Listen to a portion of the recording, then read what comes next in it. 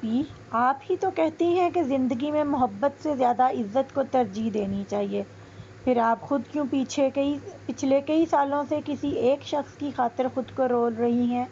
ابھی تو آپ 30 کی ہیں، اس لیے خاندان میں آپ کے لیے ایک دو اچھے رشتے موجود ہیں، لیکن اگر آپ کی عمر زیادہ بڑھنے پر آپ کے رشتے آنا بند ہو گئے تو کیا کریں گی آپ؟ یہ معاشرہ بہت عجیب ہے آپی، بے شک آپ انڈیپینڈنٹ ہیں، لیکن آپ جانتی ہیں مرد کے بغیر عورت سروائیو نہیں کر سکتی، اور خاص کر اگر ایک عورت 30 سے اوپر ہو جائے اور انڈیپینڈنٹ بھی ہو تو لوگ یہی کہتے ہیں کہ اس کے ماں باپ اس کی کمائی کھانے کی وجہ سے اس کی شادی نہیں کر رہے۔ آپی، ماما اور بابا کا بھی خیال کریں پلیز، جنہوں نے ہمیں بچپن سے پالا ہے، تو کیا اب ان کا ہم پر اتنا حق نہیں کہ ہماری خوشیاں دیکھ سکیں؟ طلحہ کی بات پر ولیجہ نے شرمندگی سے نظریں چرائی تھیں، اسے امید نہیں تھی کہ بظاہر چھوٹا نظر آنے والا اس کا بھائی اس کے دل کی گہرائیوں تک کو پہچان چکا ہے۔ طلحہ، آئی ایم سوری، میں سب میں ایسا نہیں چاہتی، لیکن تمہیں یہ بات کس نے بتائی؟ مطلب وہ ولیجہ کو سمجھ نہ آیا کہ شاہزر کے متعلق کس طرح سے جان گیا ہے۔ ولیجہ آپی، پہلی بات کہ آپ سب سے چاہے جتنا چھپانے کی کوشش کریں، لیکن آپ کی آنکھیں کم از کم آپ کے بھائی سے کچھ چھپا نہیں سکتی ہیں، جن میں پچھلے دنوں بہت چمک نظر آنے لگی تھی۔ خیر، آپ یہ بات چھوڑیں اور اصل بات کریں، میں آج آپ کا جواب لیے بنا کہیں نہیں جاؤں گا۔ طلحہ نے ولیجہ کے ہاتھوں کو اپنے ہاتھوں میں لیا۔ طلحہ، میں آگے بڑھنا چاہتی ہوں، لیکن اس شخص کا خیال ہی مجھے بے بس کر دیتا ہے۔ تم ہی بتاؤ میں کیا کروں؟ طلحہ کے سامنے سر جھکا کر اپنے آنسو چھپاتے ولیجہ نے بے بسی سے کہا تھا، کیونکہ اب جب طلحہ کو پتہ چل چکا تھا تو مزید چھپانے کا کوئی فائدہ نہیں تھا۔ اپنی بہن کی حالت پر طلحہ کو رونا آیا تھا۔ آپی، آپ ماما کے بتائے گئے رشتے کے لیے ہاں کہہ دیں، مجھے یقین ہے کہ ضامن بھائی آپ کو ضرور خوش رکھیں گے، کیونکہ عزت سے بڑھ کر محبت کبھی نہیں ہوتی۔ ہاں، اگر وہ شخص خود آپ کا رشتہ لائے گا تو میں خود کی بجائے اس سے آپ کی شادی کروا دوں گا۔ ولیجہ کے سر پر ہاتھ رکھتے اسے حوصلہ دیتے طلحہ نے ولیجہ کو ساتھ لگایا تھا۔ ٹھیک ہے طلحہ، میں اس رشتے کے لیے تیار ہوں، تم ماما تک میرا اقرار پہنچا دینا، لیکن میری شرط ہے کہ میری شادی کے ساتھ تمہاری انگیجمنٹ بھی ہوگی۔ ولیجہ نے طلحہ کے بازو پر سر رکھتے مبہم سا اقرار کرنے کے ساتھ شرط رکھی تھی۔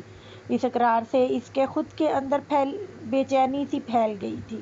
دیٹس گریٹ آپی، مجھے خوشی ہے کہ آپ نے اچھا فیصلہ کیا۔ ویسے آپ کی آخری بات پر سوچا جا سکتا ہے، چلیں اب آپ سو جائیں، باقی باتیں صبح کریں گے۔ ولیجہ کے سر کو تھپ تھپا کر طلحہ اطمینان سے اپنی مرضی کا اظہار کرتے اٹھا تھا اور ولیجہ کو بیڈ پر لٹا کر اس پر کمبل درست کرتے لائٹ آف کرتے کمرے سے نکل گیا۔ بھائی چاہے چھوٹا ہو یا بڑا، بھائی بھائی ہوتا ہے، جو ہمیشہ اپنی بہن کو محفوظ اور خوش دیکھنا چاہتا ہے۔ یہ تم نے میرے ساتھ اچھا نہیں کیا شاہزر، اگر تم میرے ساتھ دوستی نہ کرتے تو شاید آج میرے دل کو صبر آ جاتا کہ جو شخص میرے وجود سے انجان ہے وہ میری محبت کو کیا قبول کرے گا، اور مجھے یہ فیصلہ کرتے تب اتنی تکلیف بھی نہیں ہونی تھی جتنی آج ہو رہی ہے۔ اس تکلیف کے لیے میں تمہیں کبھی معاف نہیں کروں گی۔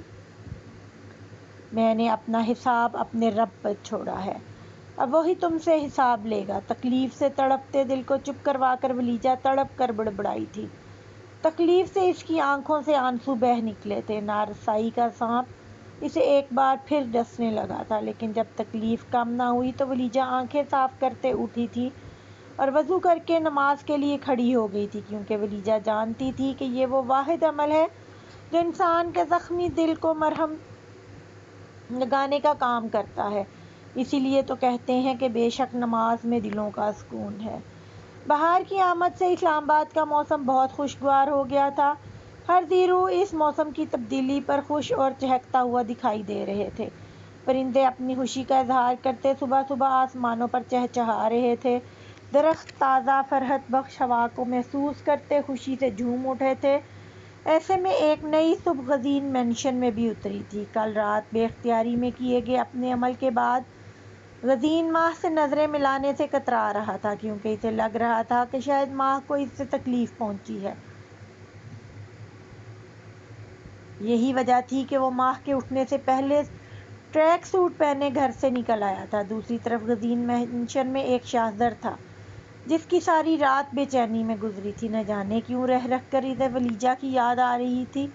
اب جب غزین کے ساتھ اس کے تعلقات بحال ہوئے تھے تو اب اس کو اپنی غلطی بھی نظر آنے لگی تھی، جس پر وہ بہت پشیمان بھی تھا۔ اپنی گھبراہٹ کو ختم کرنے کی نیت سے شاہزر بھی ٹریک سوٹ پہنے جاگنگ کے لیے نکل پڑا تھا۔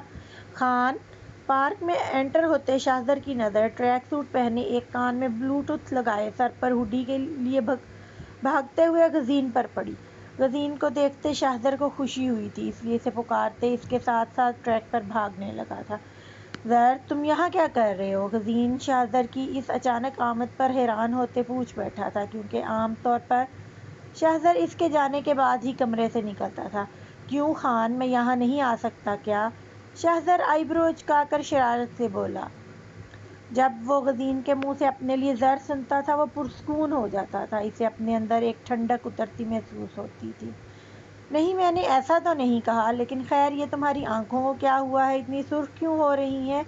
کیا ساری رات ٹھیک سے سو نہیں پائے؟ شاہ کے انداز پر غزین مبہم سا مسکراتے، نفی میں سر ہلاتے اس پر غور کرتے پوچھنے لگا۔ اس وقت وہ دونوں ٹریکس پر چل رہے تھے۔ ہاں، وہ بس رات کو نیند نہ آنے کی وجہ سے ایسے ہو گئے ہیں۔ غزین کے اس سوال پر شاہزر چند لمحے خاموش رہنے کے بعد بولا، نیند کیوں نہیں آئی؟ اب کے غزین کے لہجے میں فکر بھی شامل ہوئی تھی۔ خان یار، مجھے لگتا ہے کہ میں جانے انجانے میں ولیجہ کے ساتھ بہت غلط کر گیا ہوں۔ میں نے کھیل کھیل میں ولیجہ کا دل دکھایا ہے اور یہ بات مجھے پچھلے دنوں سے بہت پریشان کر رہی ہے، جس سے میں تنگ آ گیا ہوں۔ میں خود بھی اس چیز کا مداوع کرنا چاہتا ہوں، لیکن اب مجھے سمجھ نہیں آ رہا کہ میں کیا کروں۔ غزین کے سامنے شاہزر نے ہمیشہ کی طرح اپنی پریشانی کا کھل کر اظہار کیا تھا۔ دوستی کا وہ رشتے جو وقت کے کھیل میں دب چکے تھے ایک بار پھر سے ابھر رہا تھا۔ زر، میرے خیال میں تمہیں ولیجہ کے احساسات کی قدر کرتے اس سے شادی کر لینی چاہیے۔ غزین نے اس کی طرف دیکھتے مخلصانہ مشورہ دیا۔ خان، یہ تم سوچ بھی کیسے سکتے ہو یار؟ تم جانتے ہو میں زرگل کو کبھی بھلا نہیں سکتا، میں اس کے ساتھ بے وفائی کا سوچ بھی نہیں سکتا، تو تم مجھے ایسا کرنے کا کیسے کہہ سکتے ہو؟ غزین کی بات شاہزر کو چبھی تھی، اس لیے سختی سے بولا، زر میری بات پر ہائپر ہونے کی بجائے ٹھنڈے دماغ سے سوچو یار۔ زرگل میری بھی بہن تھی، لیکن اب وہ اس دنیا میں نہیں ہے، تو میں اس کی وجہ سے تمہارے ساتھ ناانصافی نہیں کر سکتا۔ تم کب تک اس کی وجہ سے یوں ہی گھومتے رہو گے؟ ایک نہ ایک دن تم نے شادی تو کرنی ہے، تو وہ لڑکی ولیجہ کیوں نہیں ہو سکتی جو تمہیں پچھلے 8-9 سال سے چاہ رہی ہے؟ تمہیں اس کی قدر کرنی چاہیے شاہزر، یہ نہ ہو کہ بعد میں تمہارے پاس صرف پچھتاوا ہی رہ جائے۔ غزین نے شاہزر کے کندھے پر ہاتھ رکھتے اسے حقیقت کا دوسرا روپ دکھایا تھا، جو شاہزر چاہ کر بھی دیکھنا نہیں چاہ رہا تھا۔ 8-9 سال سے تمہارا کیا مطلب ہے؟ خان، میں تو ولیجہ سے چند مہینے پہلے ملا ہوں۔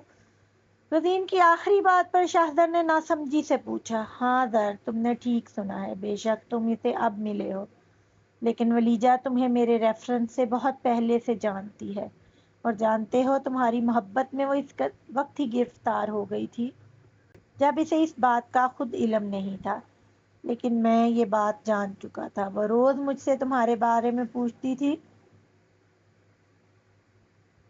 مجھے اس کا یوں خود کے ساتھ تمہاری باتیں کرنا اچھا نہیں لگتا تھا، کیونکہ میں نے تمہارے لیے ہمیشہ زرگل کو ہی سوچا تھا۔ غزین کی آنکھوں میں نمی چمکی تھی۔ اور پھر انہی دنوں تم نے مجھ سے زری کو مانگا تھا، جس پر میں بہت خوش ہوا تھا، اور میں نے جان بوجھ کر تمہاری یہ ریکارڈنگ ولیجہ کو سنائی تھی تاکہ وہ اس رشتے سے ہٹ جائے، لیکن اس کے بعد وہ ایسی ٹوٹی کہ پھر کبھی جڑ نہ سکی۔ اس نے اپنی طرف سے اپنی محبت کو مجھ سے چھپا لیا تھا، کیونکہ لاکھ وہ مغرب میں پلی بڑھی سہی، لیکن دل سے ابھی بھی مشرقی لڑکی ہی تھی۔ جانتے ہو اتنے سالوں بعد اب جب تم نے خود اس کی طرف ہاتھ بڑھایا تو پہلے وہ مجھ سے پوچھنے آئی تھی کہ میں ہاتھ بڑھاؤں یا نہیں، تب میں نے اسے روکا تھا، لیکن اس نے میری بات نہیں مانی، جس کا بھگتان اسے تکلیف کی صورت میں بھگتنا پڑ رہا ہے۔ صرف تمہاری وجہ سے وہ ایک مائیگرین کی مریضہ بن چکی ہے شاہزر۔ اب خدا کا واسطہ ہے اس کے ہاتھ تھامنے میں اتنی دیر مت کرنا کہ بعد میں صرف پچھتاوا تمہارے ہاتھ میں رہ جائے۔ شاہزر پہ در در انکشاف کے بعد اسے وہیں چھوڑ کر وہ خود آگے بڑھ گیا، کیونکہ اس وقت شاہزر کا غیر جانبداری سے سوچنا ہی ٹھیک تھا۔ وزیر ناشتہ کیے بنا صبح صبح ہی آفس آ گیا تھا، جس کی وجہ سے نکاح کے بعد آج پہلی بار ماں کو دریافت کے ساتھ آنا پڑا تھا۔ یہ نہیں تھا کہ اسے دریافت کے ساتھ آفس آنا برا لگ رہا تھا، بس بات اتنی سی تھی کہ غزین کے ساتھ آنے کی اس قدر عادت ہو گئی تھی کہ آج ایک دن اس کے بغیر آنے سے وہ بے چین ہو گئی تھی۔ اسے غزین سے محبت کے بعد اب عادت بھی ہو گئی تھی۔ محبت کو تو ماہ کسی نہ کسی طرح جھٹلا دیتی تھی، لیکن اس عادت کا کیا کرتی جو اسے رہ رہ کر پریشان کر رہی تھی۔ اس وقت بھی اپنی کیبن میں بیٹھی ماہ بار بار خود سے الجھ رہی تھی۔